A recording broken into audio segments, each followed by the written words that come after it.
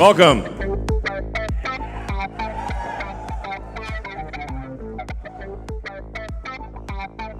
So,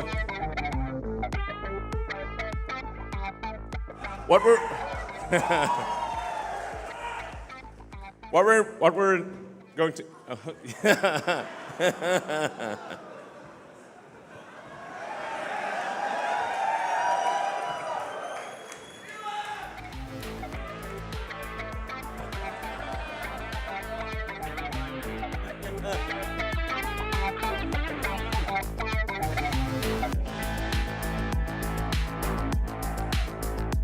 Those bots are just dancing. There are no wires.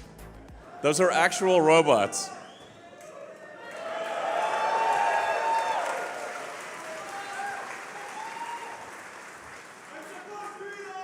Thanks, guys.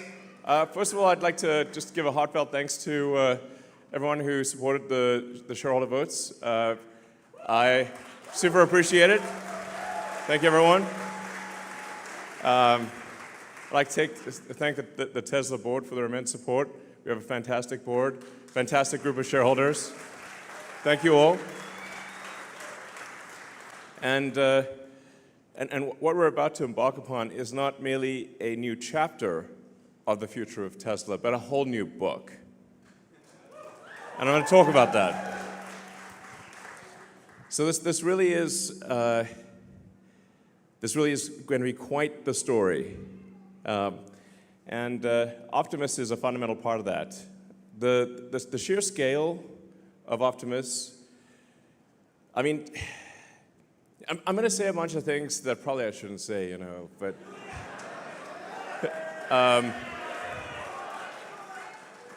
but that's what keeps it interesting. I mean, have you watched any other annual shareholder meeting? I mean, honestly, I was like, if you need to go to sleep, sure. Other shareholder meetings are like snooze fests. But ours are bangers. Look at this. This is sick.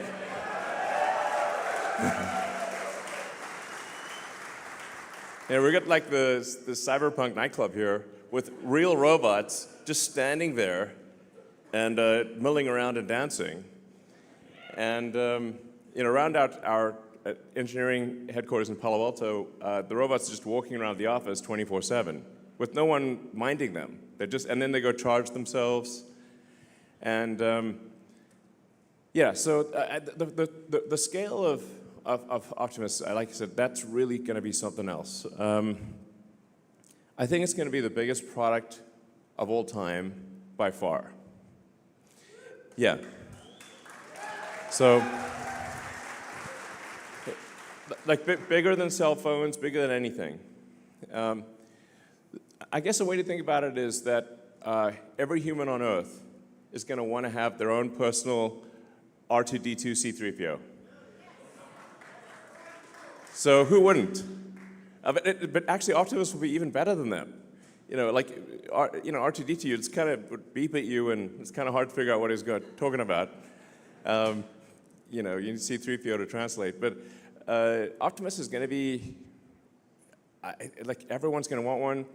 I think in terms of industry providing products and services, I think it's probably, 3 to 5 robots in industry for every, one that's a personal robot. I think there could be tens of billions of Optimus robots out there. Now, obviously, it's very important we pay close attention to safety here, because we do want the Star Wars movie, not the Jim Cameron movie. I love Jim Cameron's movies, but you know what I mean. So,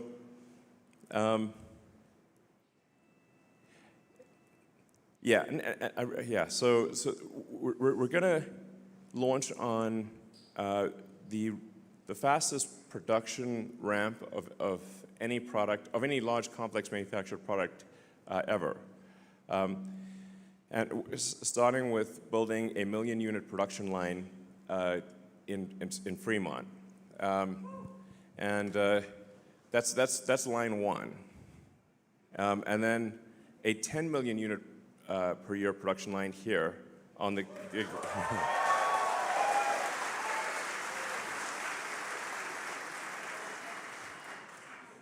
I don't know where we're going to put the 100 million unit production line. Maybe on Mars, I don't know.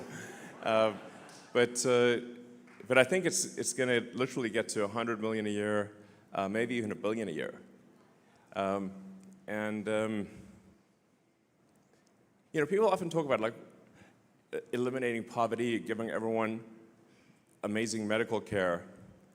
Well, there's actually only one way to do that, and that's with the Optimus robot.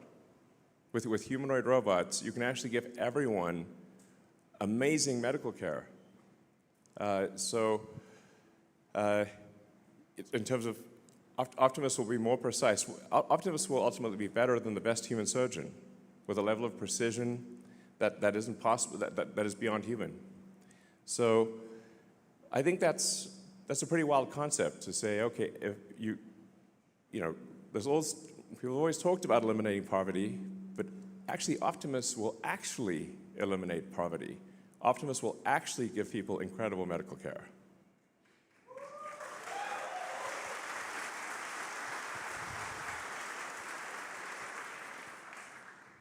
So, I mean, and so you start getting like sort of some pretty wild sci-fi sort of scenarios where, and some of these things I say will obviously be taken out of context and used in snippets and, you know, sent around, but whatever. I'm still going to say them. You know, like I think we may be able to give people a more, if somebody's committed crime, a more humane form of containment of future crime, which is if you say like you now get a free Optimus and it's just going to follow you around and stop you from doing crime. But other than that, you get to do anything. It's just going to stop you from committing crime. That's really it. You know, you don't have to put people in like prisons and stuff. I think it's pretty wild to think of the various of all the possibilities, but I think it's clearly the future. You know, my book recommendation for maybe the best, mostly utopian sci-fi future are the Ian Banks books, the culture books. So if you're curious, like what do I think the future is probably like? I think it's probably a bit like that. Or, you know, Asimov to some degree, but I think it's, and Heinlein, but Ian Banks, if you're like saying, what does Elon think the future probably will be like for AI and robots, it's kind of Banksian.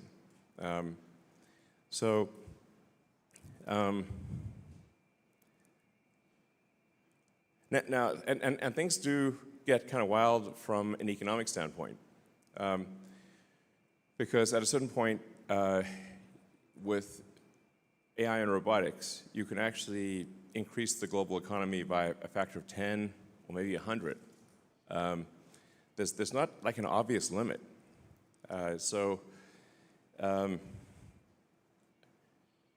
Like Optimus is kind of like an infinite money glitch. You know, and maybe there won't even be money in the future. Or money might be measured in terms of wattage, like how much you know, power can you bring to bear from an electrical standpoint. I guess what I'm saying is hang on to your Tesla stock. Yeah.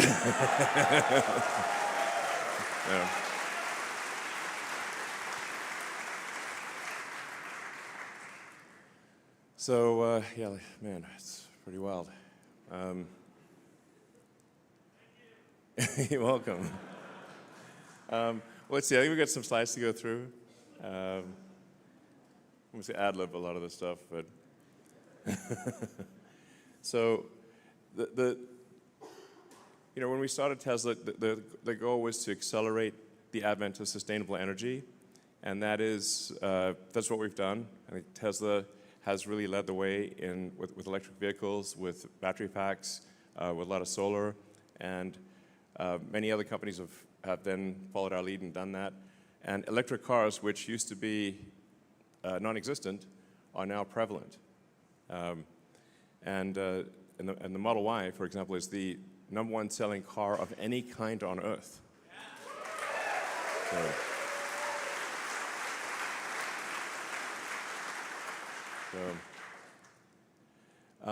But obviously now with AI and robotics, we need to update our mission. And our mission, I think it's good. It's a great mission, which is to achieve sustainable abundance. Which is, it's like, because I often ask people, like, what is the future that you want? What's the best future you can imagine? Because we want to try to make that future, like make the best future you can imagine.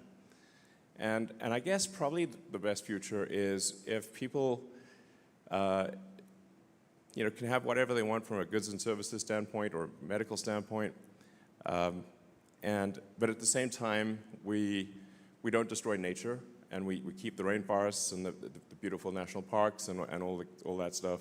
And so that's what I mean by sustainable abundance.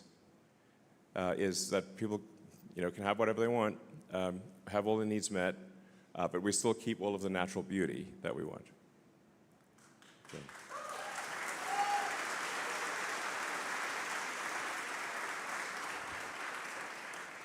I mean, if somebody can think of a better future, I'm all ears. But I think that's probably the best way to go. So yeah. Let's see. So. Yeah, as you know, every Tesla is designed to be autonomous. So it's sometimes difficult to explain to people if they've not. In fact, I'm sure you've all encountered this, where you try to tell people that the Tesla can drive itself, and they think you're crazy or something. I mean, especially apart from the Cybertruck, our cars look pretty normal. I mean, they're good-looking cars, but they don't look super. They look normal.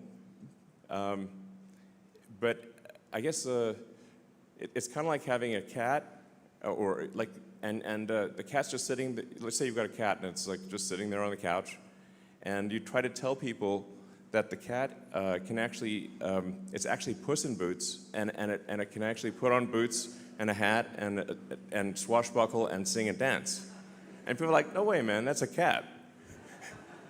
Until the cat does all those things. And you're like, damn, what the? We've got, millions of Tesla cars out there that are kind of like Puss in Boots. They're intelligent, but people don't know that they're intelligent. They look like normal cars, but actually they're super smart and can drive themselves.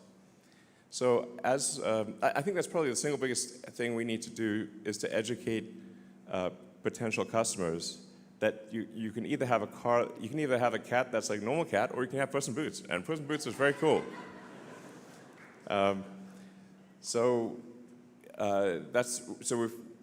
These days when people come to our stores, or even people that have the car haven't turned it on, we find, and sometimes people have paid for FSD and haven't turned it on. We're like, what? You should at least try it once.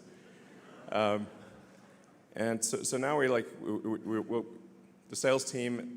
The service team will actually sit with customers and say, look, let us show you how it works and how easy it is.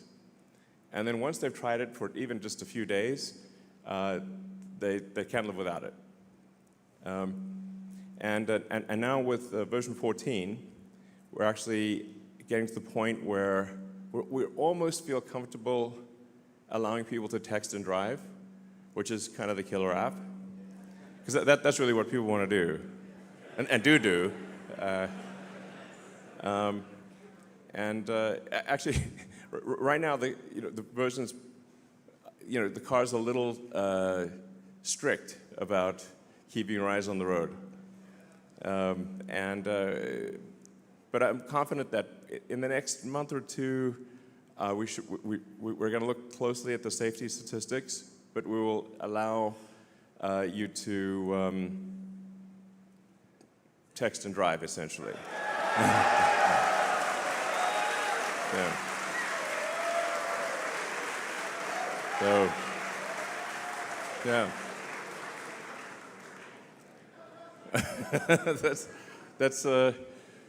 it's certainly better than the current situation, which often people will actually turn off FSD to text, then turn it back on, which is less safe. So yeah, that's probably the single biggest thing is just get people aware of FSD.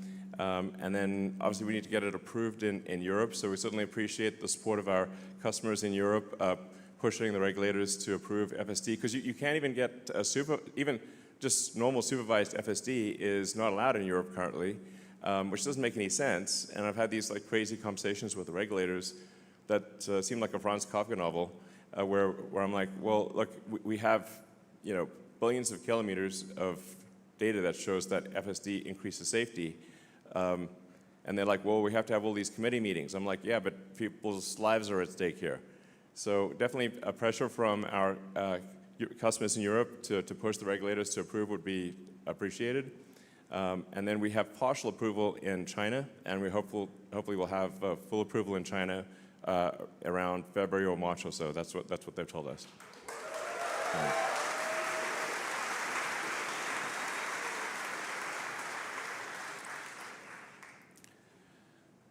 Yeah, but yeah, the fact that every Tesla car is capable of full self-driving, every car we build and have built for the last several years is capable of full self-driving is pretty wild, and most people don't know that. So, and then we've got the first car that is specifically built for unsupervised full self-driving to be a robotaxi. It's called a cybercab. It doesn't even have pedals or a steering wheel. Yeah. So there's no side view mirrors. There's no yeah. So it's very much optimized for the lowest cost per mile in an autonomous mode.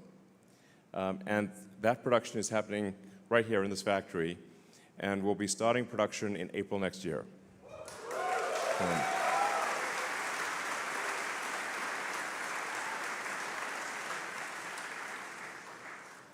So the way that Cybercab is designed is it's designed obviously for a purely autonomous world, but also the manufacturing system is unlike any other car. The manufacturing system of the Cybercab, it's closer to a high volume consumer electronics device than it is a car manufacturing line. So the net result is that I think we should be able to achieve, I think ultimately less than a 10-second cycle time, basically a unit every 10 seconds. Maybe ultimately take a few years to get there, but it's theoretically possible to get to a 5-second production time. And so what that would mean is you could get on a line that would normally produce, say, 500,000 cars a year at a 1-minute cycle time, like Model Y, this would be maybe as much as 2 or 3 million. Maybe ultimately, it's theoretically possible to achieve a 5 million unit production line if you can get to the 5-second cycle time. So.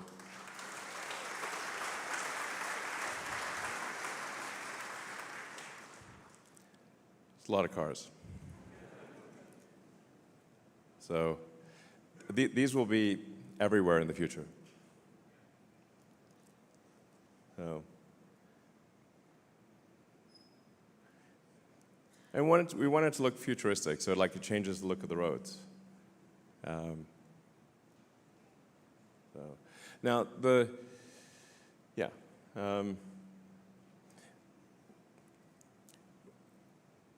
ingredients, when you look at what Optimus what's required to make Optimus and the various ingredients, what do you need to do to do high volume humanoid robot production? I think it's worth considering that really the cars we make are already robots, but they're four-wheeled robots. So Tesla is already the biggest robot manufacturer in the world because every car we make is a robot. And when you break it down to the fundamental elements, you've got batteries, power electronics, motors, gearboxes. You've got connectivity. You've got a vision-based AI. Hi, Optimus. All the various pieces that you need for a humanoid robot. You need the AI chip. You need the AI software. You need to be able to manage a large fleet. And so really Optimus is a robot with arms and legs as opposed to a robot with wheels. So Tesla's ideally suited, I think, to succeed in this arena. You will see certainly many companies showing demonstration robots. There's really three things that are super difficult about robots. One is the engineering of the forearm and hand, because the human hand is an incredible thing, actually. It's super dexterous. So engineering the hand really well, the real-world AI, and then volume manufacturing. Those are generally the things that are missing. One or more of those things are missing from other companies. So Tesla is the only one that has all three of those. Yeah. So, yeah.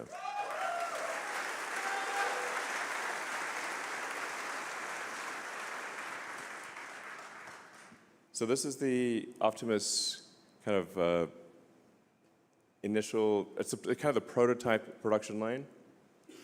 The high volume production line will be very automated, obviously, but this is really the production line that we use to make the prototypes. So you can get a sort of rough sense for what it takes to build the robot.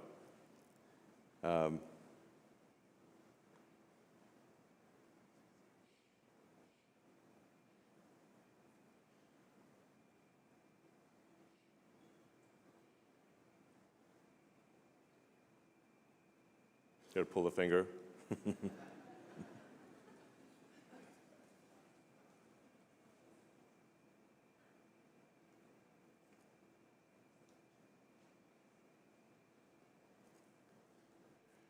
And then, as I've said before, I think once we reach about 1 million units per year of sustained production or in excess of that, I think probably the cost of production is around $20,000 in current year dollars. So this will be certainly very affordable. Yeah, like I said, I think Optimus will ultimately increase the size of the economy probably by a factor of 10 or more. Next year we start production with Optimus version 3. What you're seeing here is Optimus version 2.5. Optimus 3 is an incredibly good design. The Tesla engineering team is amazing. When you see Optimus 3, yeah.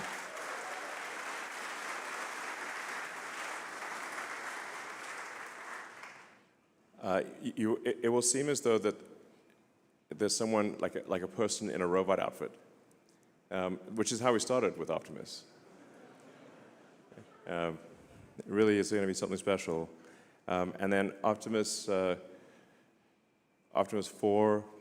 that hopefully starts production in 27, and then Optimus 5 in 28. So it's kind of like an annual release cycle with significant improvements with each one and gigantic increases in the scale of production. So, yeah, sustainable abundance via AI and robotics. That's the future we're headed for.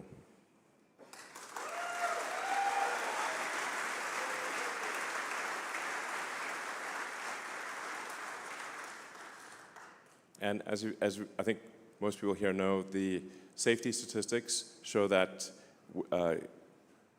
miles driven on FSD are much safer than miles driven without it. So what this will translate to ultimately is saving the lives of millions of people and preventing hundreds of millions of accidents. So a massive increase in lives solved and tragedies avoided. It's going to be amazing.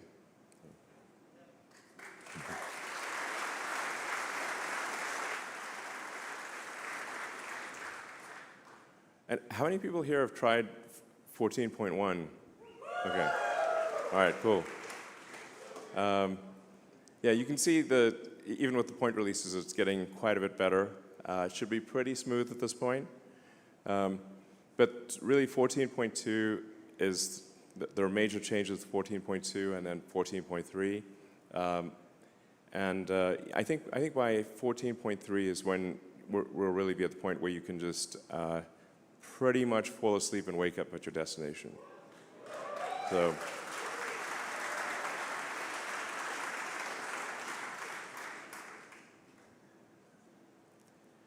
And then I've been putting a lot of time into the new Tesla chip design because in order to have a functional robot, you have to have a great AI chip. And it needs to be an inexpensive chip, and it needs to be very power efficient.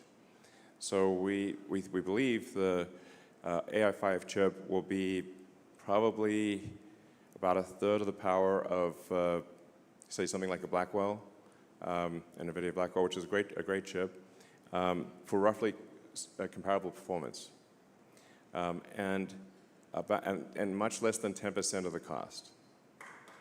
So.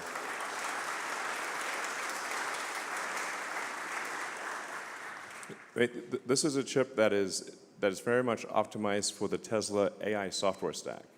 So it's not meant to be a general purpose chip. It's meant to be an amazing chip for the Tesla AI software. I mean, a couple things that I think how is Tesla able to achieve such an improvement? I think it is because we are specialized. We're not trying to. NVIDIA has to serve the superset of all past and future customers. So all of their requirements, all of the software that they've written has to work, which is a very difficult problem. Whereas we just need to make it work for our software. And so we were able to simplify the chip dramatically. And then we also, I think we're unique in this, but we have an integer-based system. And integer operations are fundamentally more efficient than floating point operations. So we can do floating point, but the vast majority of our inference is done in integer, which is, if you're familiar with sort of logic gates, like the simplicity of integer, and integer is much more power efficient, much more silicon efficient, but you actually have to train for integer inference, which everyone else is training for floating point. That's kind of like a niche technical detail, but it's actually very important. So yeah, this is going to be a great chip. So this chip will be made in basically in 4 places: TSMC Taiwan, Samsung Korea, TSMC Arizona, and TSMC Texas.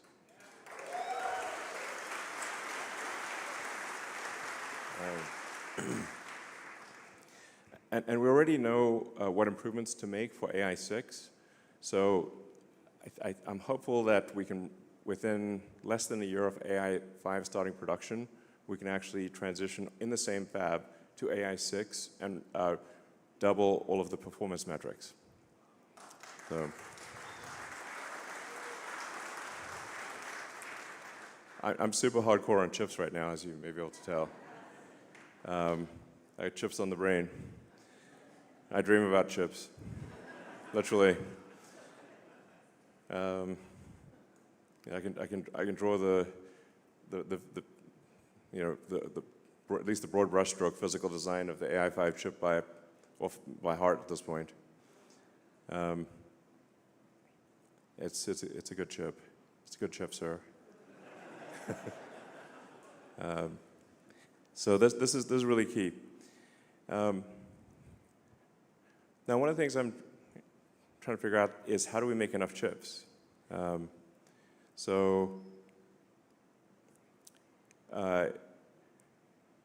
I have a lot of respect for the Tesla partners, TSMC and Samsung.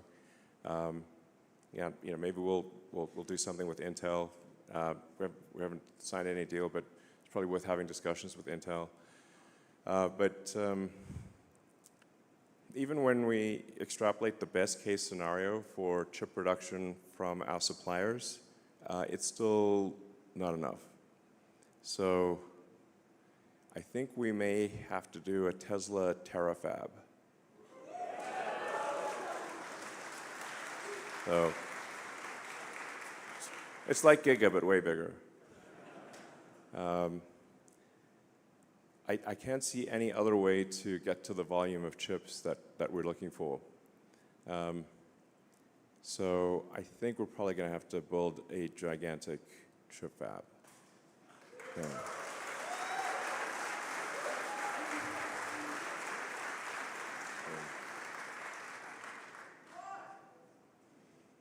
Got to be done. So anyway, some of the stuff I've already talked about. Yep, we've done a tremendous amount for sustainable energy, and that's only going to grow over time. The world is moving towards a solar battery economy, which is ultimately that's where it was going to go anyway. But what Tesla's done is accelerate that outcome. Sometimes people don't understand quite how much energy comes from the sun. So the sun is 99.8% of all mass in the solar system, Jupiter being 0.1%, and then 0.1% is miscellaneous, Earth being in the miscellaneous category. So the total amount of energy, sometimes people say, well, we'll build fusion reactors on Earth. It's like, well, actually, the giant fusion reactor in the sky is basically impossible to beat. To such a degree that even if you could burn Jupiter in a thermonuclear reactor, the amount of energy produced by the sun would still round up to 100%. That's how much energy the sun produces. So solar power is necessarily the future. And I think there's going to be a lot of solar-powered AI satellites. And I think Tesla's going to play a role in that.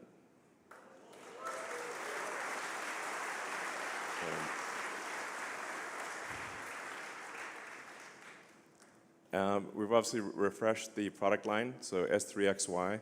If people haven't tried the Model S, 3X or Y, or the Cybertruck, I recommend at least getting a test drive or a test ride, as the case may be. Try out the full self-driving, and I think you'll be blown away. To those who do not, if you might be listening and don't have a Tesla, you should try one.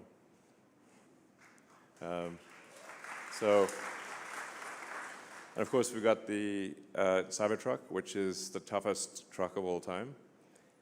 It's literally bulletproof, faster than a Porsche 911, and can out-tow a Ford F-350. So it's a great car, great truck.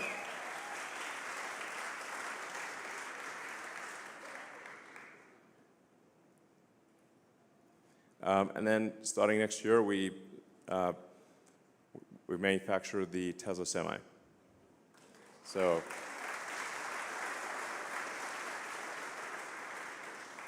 this is already, we already have a lot of prototype Tesla Semis in operation.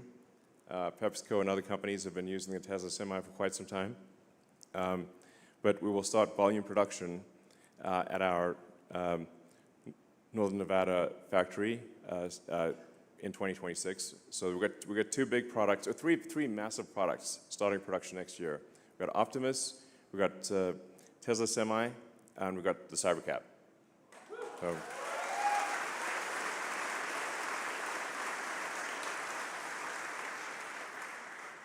and then battery packs. So if you look at total U.S. power generation capability, it's roughly a terawatt.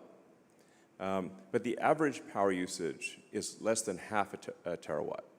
And that's because there are big differences in power usage between day and night. So the daily and seasonal variations in power consumption mean that the United States, and really every country, is only producing about half as much electrical energy as it could. Because without batteries, there's no effective way to buffer the energy. So what batteries actually enable is, even if you don't build any incremental power plants, you could double the energy output of the United States just with batteries. This is a super big deal. And in fact, I think that's really where most of the incremental energy production in the United States is going to come from, is literally batteries. So a bigger deal than it may seem.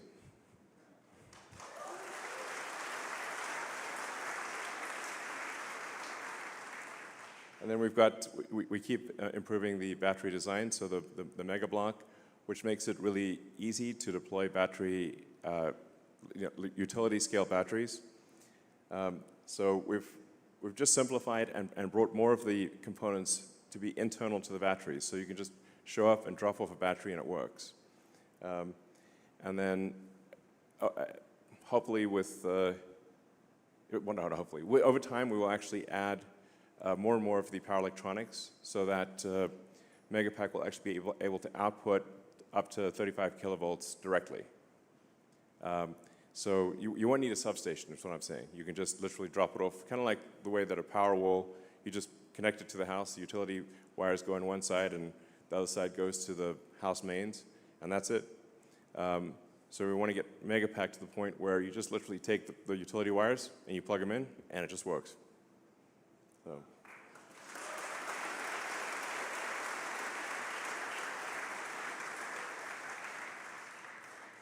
Then we've also built the world's largest supercharger network.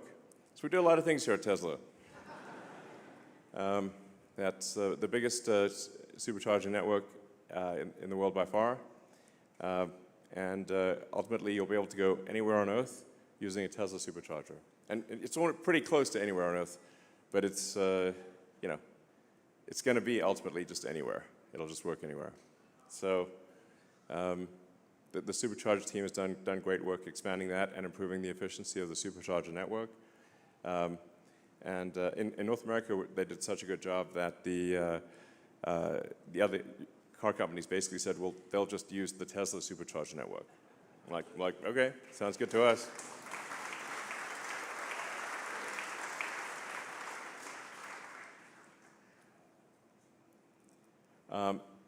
It's always important to have a slide on safety in the factory, so we continue to improve safety for our factory workers. We care a lot about their well-being. Like one way you can just tell if a company is a good company or not, if you just walk through the factory or walk through the office and catch the vibe. And the vibe in the Tesla factory is good. People are happy. That's how you know it's a good company.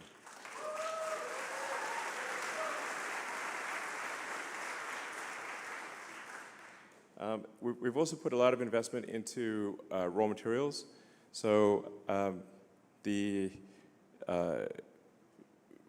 built in South Texas and Corpus Christi the biggest lithium refinery outside of China, I believe. So it's starting off with 50 gigawatt hours of lithium, and we'll expand from there. So this is a very, very important to have, in a worst case scenario, that we have the ingredients necessary to make a battery. Very important. And then we've got here on this site the cathode factory, which is just the sort of giant building about a half mile that way. And we're just making sure that we, from a supply chain standpoint, are resilient against any potential geopolitical challenges.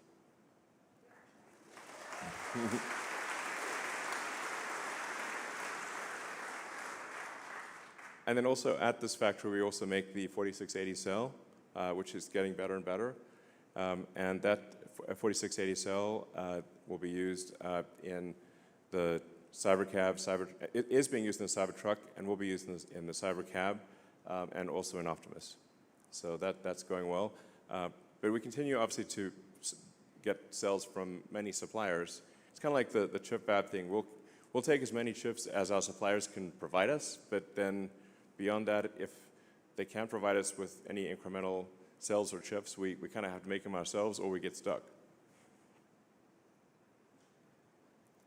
That's the Tesla Semi factory. So it's going to be pretty cool to see these going down the road in scale.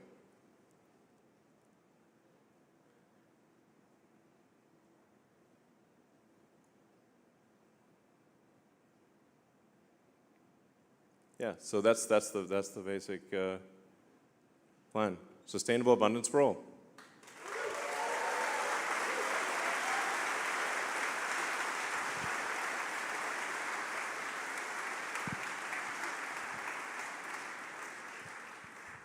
All right, so yeah, I guess we can go into Q&A now.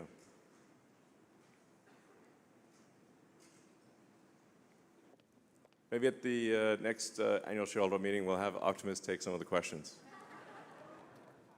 That'd be cool.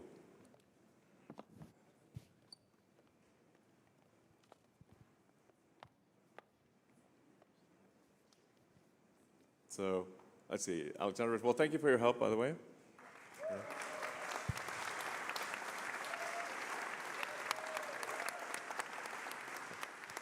Yeah, please go ahead. Thank you. Is that a mic?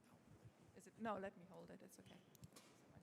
Well, what a year's been, right? I mean, just a year ago, President Trump got elected on the same day. These 12 months have been a heck of 12 months. Thank you to the board, because I think they had to weather quite some storms of institutional investors. And obviously, thank you to you. And we stand with you. I think we showed it, and we will show it everywhere. Thank you.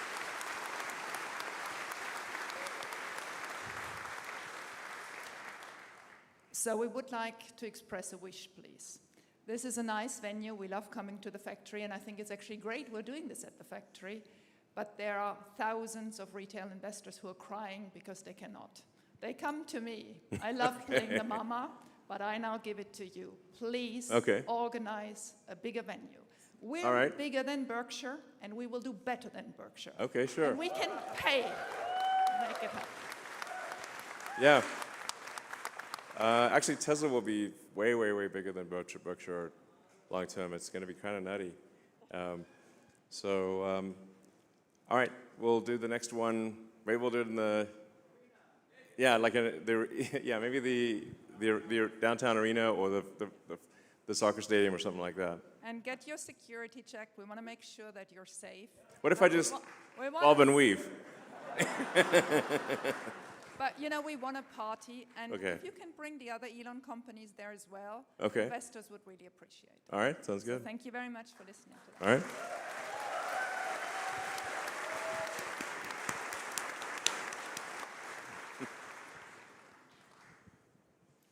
Elon, as a father, I just want to first thank you for everything you're doing in the world, especially freedom of speech. Thank you. And one question. Will you or Tesla ever consider FSD tied to an owner's account rather than a vehicle to encourage more frequent upgrades, provided the transfer is to only a brand new Tesla vehicle, while fostering brand loyalty? If the vehicle is sold or traded without upgrade to another Tesla, FSD ownership would end. Well, we have done that a few times. I guess we could extend it again. All right, we'll extend it. We'll extend it for at least another quarter, and then play it by ear after that. All right.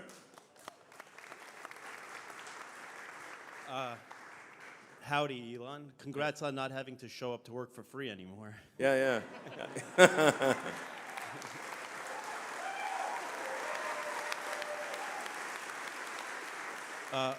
We now have over a $40 billion war chest. We're cash flow positive and will remain that. We know how you feel about fiat already. Is it time to take a look at Bitcoin? What's your belief on that? Also, you've hinted towards that there's a wheelchair accessible model in the works. Were you referring to the Robovin? And if so, can we please speed up production to help the least fortunate? Sure. Obviously we need a vehicle that's big enough to fit a wheelchair, if it's wheelchair accessible. So I think that is the Robovan or Robus or whatever we call it. I mean, it's not like we're slowing down because we want to slow down. It's like we're spinning like a zillion plates here. But I do think it would be very cool because I think aesthetically as well, it just would change the look of the roads and make it feel like the future. So it won't be long before we make that. But since we do have Optimus, we've got Cybercab, Optimus, and Semi all next year. We'll probably have to be maybe the year that, a couple years from now or something like that. But we certainly will make a wheelchair accessible vehicle. So.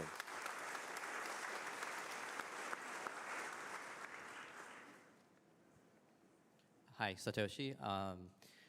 I was privileged enough to attend the Investor Day, and you also talked about the factory being a product. And I saw the dry cathode method and so forth, and I wanted to know the progress in that, and also would Optimus be working on that in the future production line in the future? Yeah, I guess the dry cathode, man, that's turned out to be a lot harder than we thought.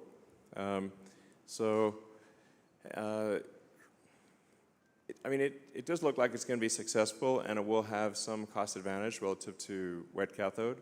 But if I had to wind the clock back, I would probably have gone with wet cathode instead of dry cathode, because it just turned out to be a lot harder to make it, capable of high volume production with super high reliability. But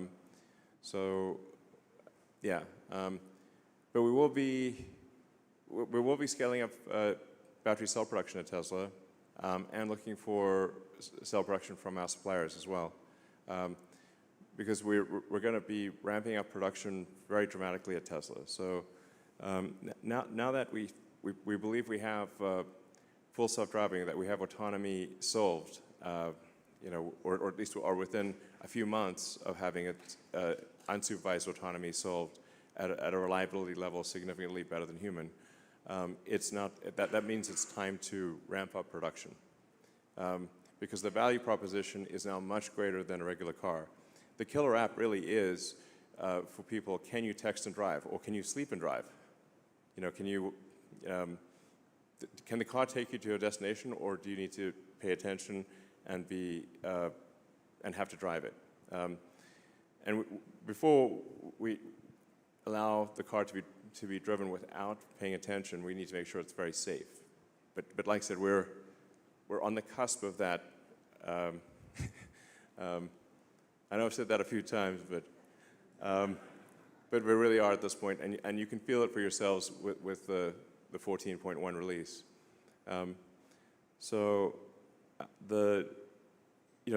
What we're going to push to expand vehicle production as fast as we possibly can. So aspirationally, we'd aim to increase vehicle production by about 50% by the end of next year. So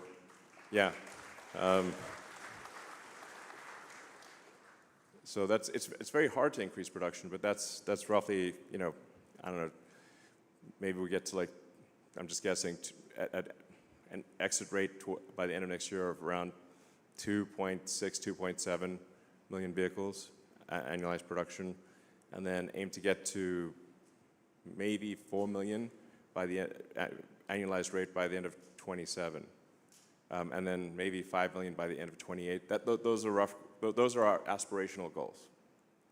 So this is a gigantic increase in output, which means that the entire supply chain has to move in unison with that increase in volume.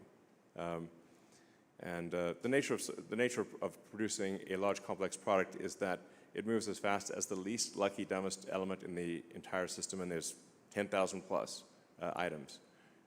But this, like I said, this really is it's not just a new chapter for Tesla, it's a new book. And that new book is massively increasing vehicle production, and ramping up Optimus production faster than anything's ever been ramped up before in history. So.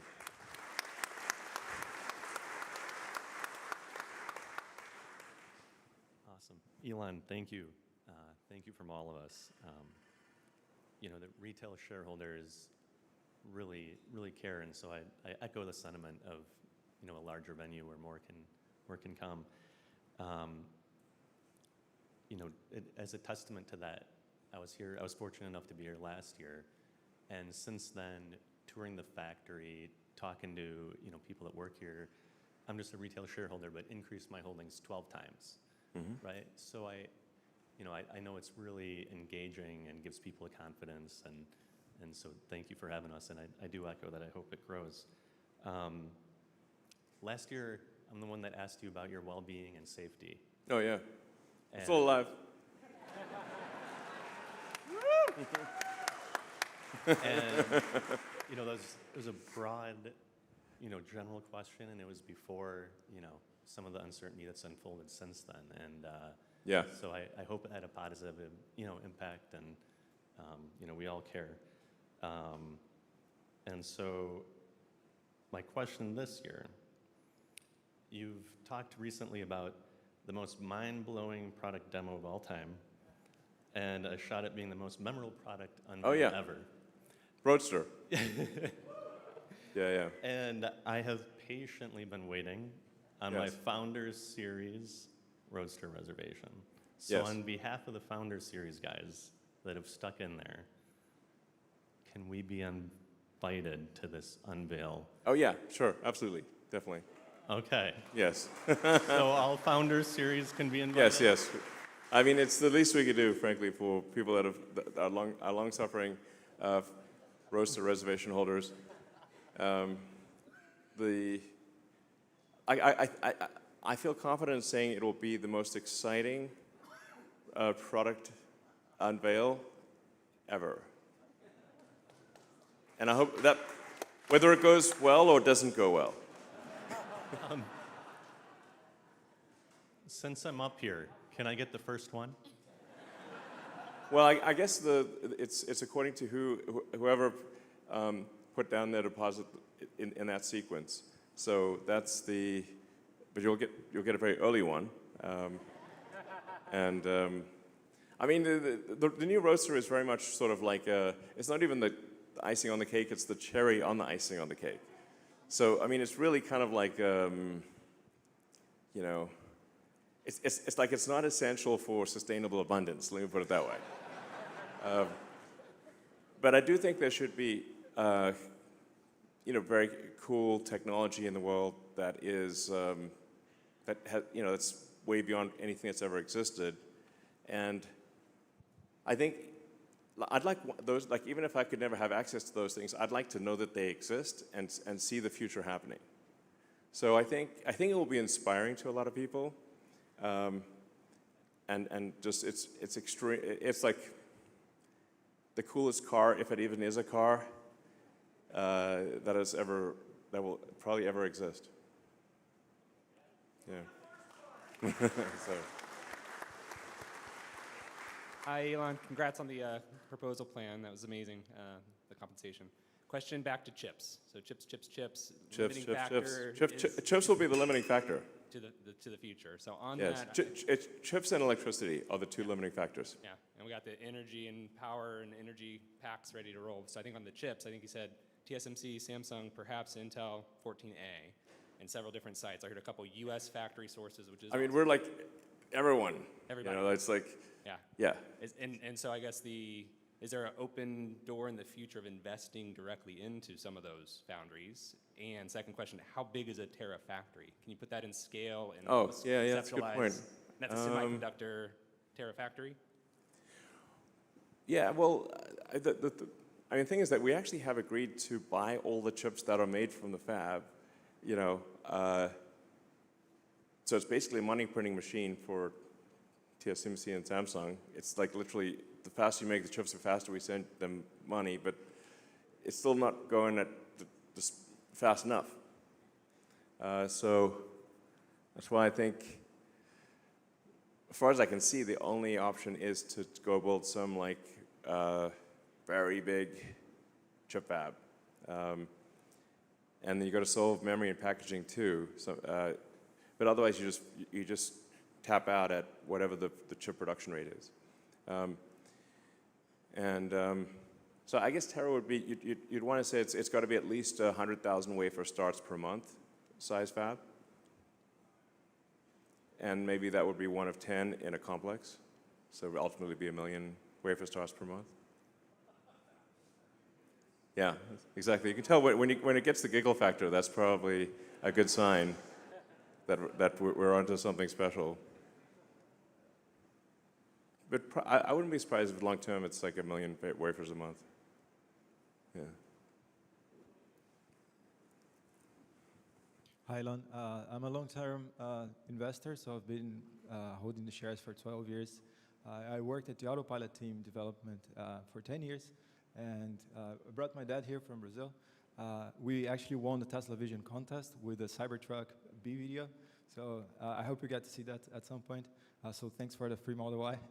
And my question is about, obviously, market expansion, but not only South America, Brazil, but also into Mars, like with the upcoming rendezvous of Mars and Earth. What's going to be in the payload, you know? What are we going to send there? Well, Optimus is going to play a big role. Well, Optimus and I think Tesla vehicles will play a big role on the Moon and Mars. So for a Moon base and a Mars city, Tesla vehicles and Optimus robots are natural fit for building and operating a Moon base and a Mars city. So, sorry? Cybertruck also? Yeah, it's Cybertruck. You will need to drive around in a pressurized vehicle if there's a person inside. But yeah, it'll be something cool. Next level Moon buggy or Mars buggy. So, all right. Hi, Mr. Musk. Gaurav. Been a fan of yours since 2006. I think I saw a piece in Popular Science magazine. It was really cool, and I think I was 15 at the time. Shareholder since 10 years now. It's been really, really rewarding. It's changed my life. So thank you very much to you and Tesla. My question is regarding Tesla's mission for a sustainable future as it pertains to autonomy. I personally fully expect a deflationary period after, unlocked by autonomy, basically, both in moving humans and goods and whatnot, excluding Optimus even. Yeah. What efforts is Tesla going to focus on to reduce the dollar per mile? Rough math, I think like 30 cents a mile would be really nice. 50 cents is pretty good too. I mean, looking at inflation later on. And then I guess the second part of that, how low does it have to be for people to just stop buying cars, like where it doesn't make economic sense to do that? I expect that to affect economies of scale and then further increase the pricing of vehicles there on out. So what is that node at which inflection happens? Well, in terms of cost per mile, I mean, we do see a path with a lot of work to get below 20 cents a mile in current year dollars. I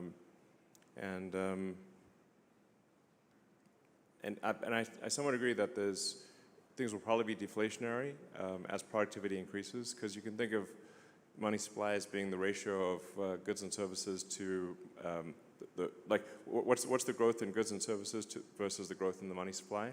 That ratio is basically inflation. And so if the output of goods and services grows faster than the money supply, then you necessarily have deflation, or vice versa. They try to make it sound complicated, but it's not. I'm not sure that even government overspending can actually. I think government overspending will be lower than the increase in productivity of goods and services, which would imply deflation as you expect. Sorry? What about economies of scale and the impact it has to how you respond as an automotive company when people stop potentially buying cars? Economies of scale? In like auto manufacturing, for instance, it only makes sense if lots of people buy your vehicles. The total number of vehicles will decrease. The sort of vehicle fleet out there is about 2 billion cars. But 2 billion, if you add up all cars and trucks that are not at a scrapyard, I think it's around 2 billion. But that number would decrease with autonomous vehicles. So the total fleet size would drop. I actually think miles driven will increase because it is now much less painful to travel somewhere. So if somebody's thinking about traveling across a busy city, then they'll take into account, well, how much pain do I have to deal with? If I have to go through 2 hours of traffic, I probably won't do it. But if you're just, say, sitting in a cybercab watching a movie or doing some work, then it's just like sitting in a little lounge. So I think you'll see probably a significant increase in total miles driven, but at the same time, a decrease in the total active fleet of vehicles. I'd just like to reiterate how grateful we all are to have you on board, ready to lead us to another $7 trillion in market cap, at least. At least. Obviously. Thank you. My question is, how much of a concern is it that when Cybercab starts production in Q2 next year, that regulation won't be there yet to where you can deploy Cybercabs being produced? Or are you guys confident that every Cybercab you guys make, you'll be able to deploy? Yeah, I think the rate at which we receive regulatory approval will roughly match the rate of Cybercab production. It'll be maybe a little tight, but it's about right. And I'd like to thank Waymo for paving the path here. It's very helpful. Yeah, but I think we'll be able to deploy all the Cybercabs that we produce. And the other thing is, like, once it becomes like extremely normal in cities, it's just going to become like the regulators will have just fewer and fewer reasons to say no. And then you've got this, you've got the accident statistics at scale, and you can show that autonomous miles save lives. And you've got unequivocal, billions of miles to prove it. Then I think it's hard for regulators to say no. Yeah, true. All right. First of all, Elon, thank you so much for everything you do for the Tesla shareholders. Thank you. Do you see a path for Optimus to have consciousness downloaded to it? You mean human consciousness, or? Yes. Yeah, I mean, it's not like immediate, but if you say it down the road, would you be able to, say, with a neural link, have a snapshot of, or at least an approximate snapshot of somebody's mind, and then upload that approximate snapshot to an Optimus body? I think that at some point that technology becomes possible, and it's probably less than 20 years. Yeah. But of course, you won't quite be the same, be a little different, because you'll be in a robot body, and the mental snapshot will not be precise. It'll be probably pretty close, but not exactly the same. On the other hand, are you the same person that you were 5 years ago? Nope. I mean, a lot of things have changed. Yeah, but I guess at some point, if you want to be uploaded to a robot body, my guess is that becomes possible. Yeah. Hi, Elon. Space-based data center is a great idea, and I agree with that. Yeah. I was curious on your views on space-based solar power, the idea of beaming down microwave energy down to Earth so that you can just point it to where it needs to go without transmission, without distribution lines, and it's more energy dense, so less land use. Just curious on your views. Well, space solar power, until the advent of something like Starship, where the cost per ton to orbit, drops by orders of magnitude, the cost of getting payload to orbit is so high that there was no possibility of space solar power solving anything, really. Now, with Starship, I see a path to Starship cost per ton to orbit being lower than air flight. Like if you were to fly, do a long distance air flight with cargo, like say took a 747 from here to, Sydney, Australia, or something like that. I think ultimately Starship will be able to do that trip for less cost per ton than an aircraft. So now you've got that opens up a very wide range of possibilities.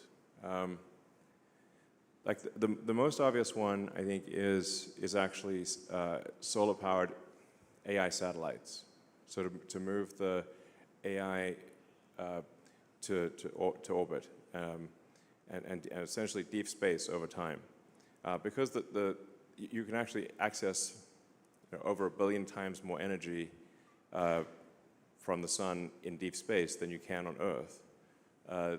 The scaling, to scale to Kardashev, to make any progress on a Kardashev 2 scale, which is using some non-trivial amount of energy from the sun, you kind of have to do space solar power. Now you could only beam a tiny amount of that back to Earth, or you would melt Earth. So Earth actually receives a very, very tiny amount of the sun's energy. Earth is a tiny dust mote. You see, like Earth to scale with the sun, we look like a little crumb. So to scale civilization, like I said, to be at all relevant on a Kardashev 2 scale, like to even use 1/1,000,000% of the sun's energy, you really have to use solar power in deep space. And you could beam some of that back to Earth too, but you can only beam a tiny bit of it back, or you'd melt Earth. And this will be our last question. We'll do a few more. Sorry? Sorry. All right.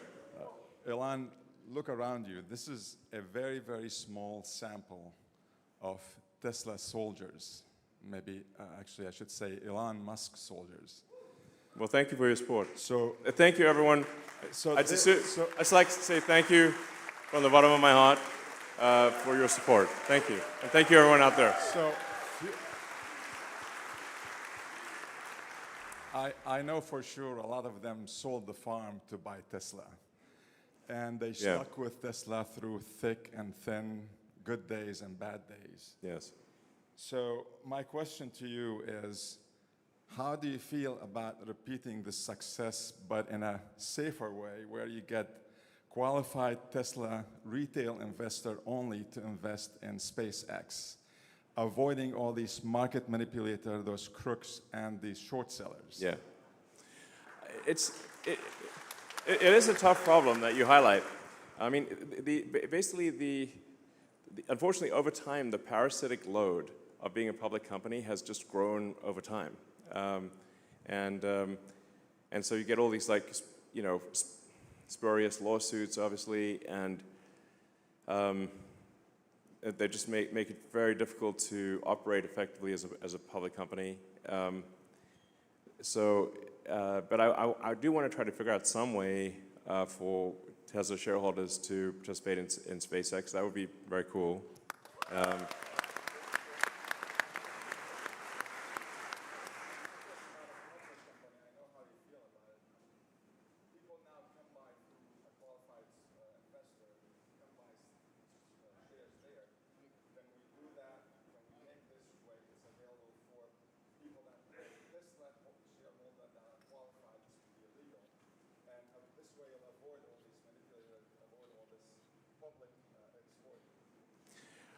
I've been giving a lot of thought to how to give people access to SpaceX stock, because I do want supporters to have SpaceX stock, but there's this sort of 2,500 shareholder threshold for, before you become a de facto public company. But I don't know, maybe at some point maybe at some point SpaceX should become a public company, despite all the downsides of being public. All right. Okay, first of all, thank you very much, Elon. Just amazing job you're doing, not only for Tesla shareholders, but the humanity in general. So we got a couple of questions many of us are asking. Like, we want to know, many of us think you are one of the most consequential business people on earth ever. And we want to understand, how do you think? Like, for example, like a couple one, how did you know in the master plan part 2, this is like 2018 or something like that, you calculated at that point it takes 6 billion miles of FSD miles driven before maybe the world, the regulatory, would approve it.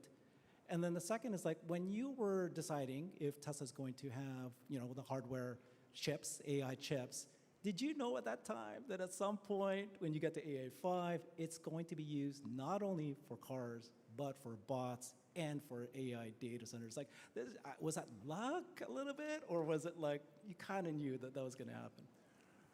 Well, generally, I mean, in terms of the estimates, like for the self-driving stuff, I generally try to get things to within an order of magnitude. It seemed to me like probably, and this was technically in kilometers, but it would be more closer to 10 billion kilometers, which is roughly 6 billion miles, than it would be to 1 billion. But I thought it would not take 100 billion kilometers. So it was really just in trying to, when you're trying to guess something where there's a lot of uncertainty, you just try to get it, get the estimate to the nearest order of magnitude, closest factor of 10, and that's why I said probably around 10 billion kilometers or 6 billion miles, and then the chip, the reason Tesla created a chip team. And it's important to know, like, the vast majority of, like, Tesla is like a dozen startups in one. We've only really done one major acquisition, which is Solar City, and then some very small ones. So almost all of this is organic. So I built the chip team from scratch and the AI team from scratch. It was just because it became a limiting factor. So for hardware 2, we used NVIDIA, but NVIDIA was at that time focused on making really AI server hardware, which obviously was a smart bet. They're currently the most valuable company in the world. And Jensen Huang and his team have done an incredible job at NVIDIA. My hat's off to them. I'm a huge admirer of Jensen and NVIDIA. They've done amazing work, but they didn't want to do a low-cost, power-efficient car computer at the time, AI car computer. So I was like, well, okay, I guess we need to start a chip team to solve that. So then that's when I hired Jim Keller, and we built the chip team and did AI3, then AI4. And then, to be honest, we made some mistakes there with AI5, but now AI5 is back on track, and we'll have a very rapid cadence to AI6 and so forth. And this is really necessary for the car to with AI4, I think we can get to 200 or 300% better than human safety, maybe 400% better. But with AI5, I think we can do 1,000% better, or maybe even better than that.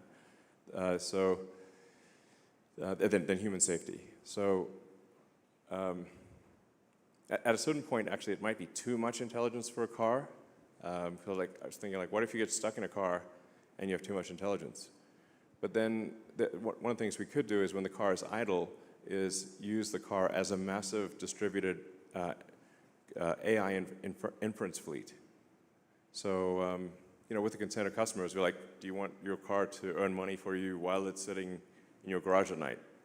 I don't know, we'll pay, $100 a month or $200 a month or whatever the right number is, if you allow Tesla to do AI inference workloads when you're not using your car. That will also help the AI in the car not get bored. Because like I sort of imagine like, what if I got stuck in a car? You know, and then and the highlight of your day was driving. It's like, you know, but they don't always want to drive. So then what do you do the rest of the time? So I think Tesla could actually end up having the largest. Tesla might end up having the most amount of AI inference compute in the world. Like if you think like maybe if we had 100 million car fleet, and at some point we may have more than 100 million car fleet, and they'll have AI 6, AI 7, you know. And if you're able to run a kilowatt of inference on a 100 million car fleet, now you've got 100 gigawatts of distributed inference with built-in cooling and power electronics and distributed power. So, you know, probably the market's valuing that at 0.0 right now, is my guess. But it seems like an obvious thing to do. If you've got distributed inference AI and you've got the power and the cooling, which is very difficult to do the power and the cooling, and 100 gigawatts is a lot. I mean, the average, you know, as I said, the average power consumption in the U.S. I think is around 460 gigawatts for that's the entire electrical consumption of the U.S. So if you did 100 gigawatts, that would be a pretty big number. But yeah, it's basically something as a limiting factor, and then we take actions to address the limiting factor. A quick follow-up. Thank you for that very much. A request for you. So you guys just unveiled the Cyber Bear. Looks fantastic. Oh yeah. We'd like to. It's beautiful. We'd want you guys, or you know, maybe do a Cyber Bull here in Giga, Texas. My name's Herbert. I've got a Brighter with Herbert channel on YouTube. This is the Cyber Bulls.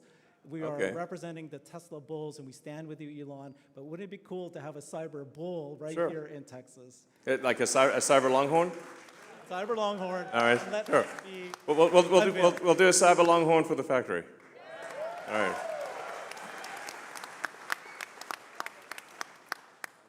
Good afternoon. I'm very excited to ask this question. I've dreamed of giving away a Tesla for a very, very long time. And I finally wore EVJect down enough that they're willing to foot the bill for it.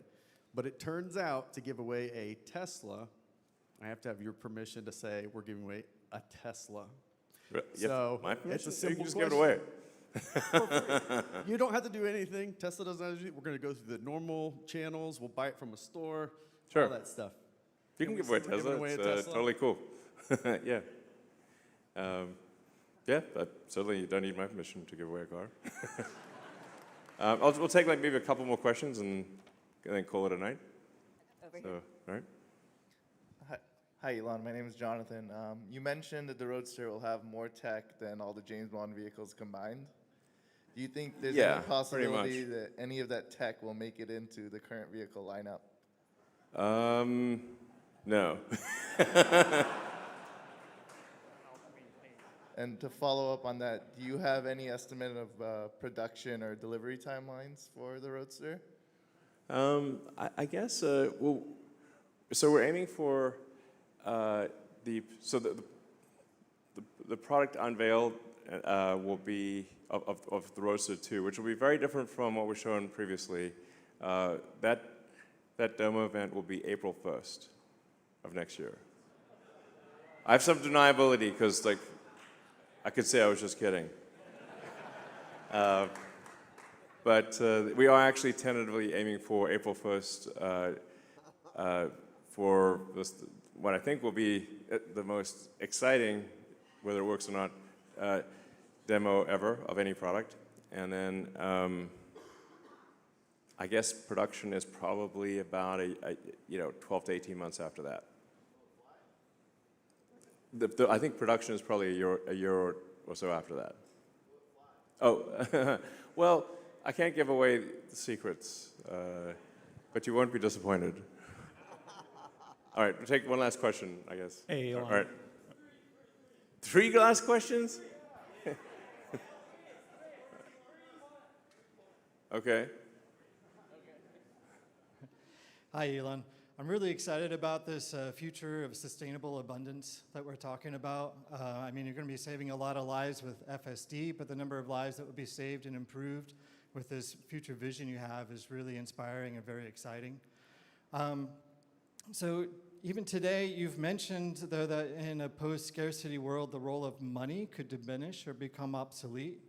Given that much of today's power, including yours, is tied to wealth, do you think achieving this abundance would require powerful people to relinquish their power? And how might we address resistance from those who hold power to make this vision a reality? Well, I mean, I think actually long-term, the AI is going to be in charge, to be totally frank, not humans. If artificial intelligence vastly exceeds the sum of human intelligence, it is difficult to imagine that any humans will actually be in charge. So we just need to make sure the AI is friendly. Yep. Thank you. Was that the question? Go ahead, sure. Yes. Okay, sorry, Elon. Okay. Yeah, so I'm Cybercat on X, and I'm doing YouTube and content creator. There's one thing I always heard about Tesla owners or people who want to buy Tesla complain about, that is about super expensive insurance, right? And the thing is, Tesla, I know Tesla also do insurance. However, it's not cover every place. Like based on Boston, I don't have too much options. It's super expensive. And the other point is the FSD is very safe right now. I've been using FSD for about 4 years, right? Yes. It's getting to a point, it's like almost unsupervised. However, the insurance still does not take this into consideration. They don't ask you whether you have FSD or not, and they don't know how much you travel with FSD, and that is not a part of the risk prediction kind of thing, right? So I feel like what's your thought about insurance going forward, especially when we're getting close to the autonomy?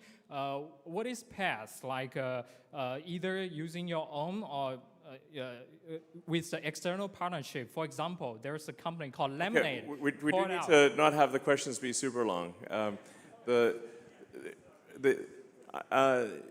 mean, Tesla Insurance is trying to expand as quickly as possible, but the regulatory structure for insurance is extremely complex and works on a state-by-state basis. So it's really somewhat of a racket.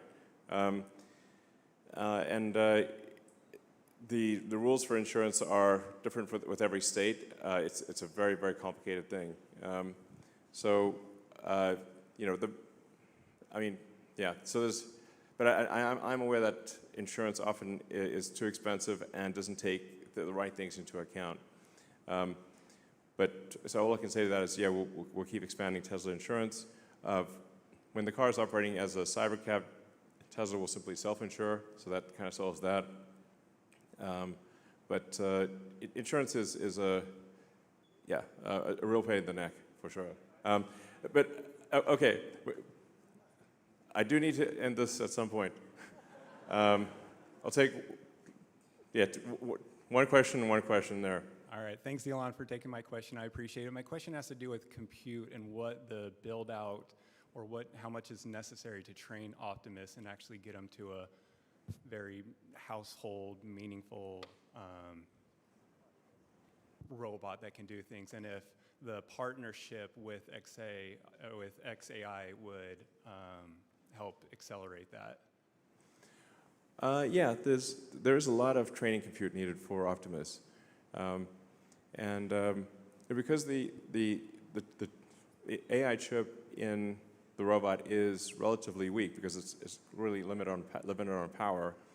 You can make up for that with a lot of training to have a lot of training result in a very efficient AI that can run on a low power chip in the robot.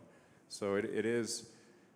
We will actually have to spend a lot of money on training. Like ultimately it'll be like tens of billions of dollars on training compute. So it's a big number. Would a partnership with xAI help accelerate that? Yeah, I think potentially. Yeah, I think that could yeah, I think there's potential for accelerating that. So, yeah, did the xAI investment thing get approved? No? Yes? Okay. Okay, whatever. You know, whenever like it's like you know, Tesla and some other company that I have an interest in, then it's like always quite complicated to you know, do things. It has to go through a lot of hoops to happen. But you know, I do think there's a lot of potential for collaboration with xAI in the future and with SpaceX. So, all right. Okay, this is the last one. Yeah, sorry. Thank you so much. Captain Ali on X, I support you. Thank Thanks. you so much for everything you do. Very simple question. I'm from Israel. I don't represent a lot of people, but people do ask me, and I'm going to ask you, any chance to have the app in other languages, like Hebrew, for example? Some people struggle with. You mean the app is? The app itself, yeah, just the app, the application. The app is not in Hebrew? No. Oh. And a lot of people don't speak English, so it's Oh, okay. weird. Shoot, I thought we had it in all languages. Okay, well definitely the app needs to be in all languages. All right. So, all right.